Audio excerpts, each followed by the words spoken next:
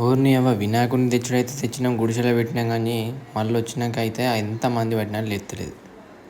లాస్ట్కి డీజే వచ్చింది, ఆ వినాయకుడు లేత్తలేడు. 20 మంది పెట్టినాం, 30 మంది పెట్టినాం, ఇంచు కూడా వెళ్తలేదు. ఏం చేసినాం, లాస్ట్గా క్రెయిన్ తెచ్చినాం, క్రెయిన్తో పట్టించి ఇక బయట పెట్టేసినాం. బయట పెట్టేసి మళ్ళీ డీసీఎంని వెనుక రమ్మని చెప్పేసి దాంట్లో పెట్టినాం. ఎంత అయిపోయినాక అంత డీజే వచ్చింది, అది లోపల నుంచి బయటికి తీసుకొచ్చింది. మెల్లగా అక్కడి నుంచి ఒక 20 మీటర్స్ వరకు అక్కడ బయటికి తీసుకుపోయాం. మెయిన్ రోడ్ దాకా తీసుకుపోయాం. అంటే పైన వైర్లు ఉన్నాయని చెప్పేసి అక్కడ పెట్టకుండా మెయిన్ రోడ్కి తీసుకుపోయిన తర్వాత దాన్ని డీసీఎంలో పెట్టినాం. తర్వాత ఇక షురు అయింది మా ఆట.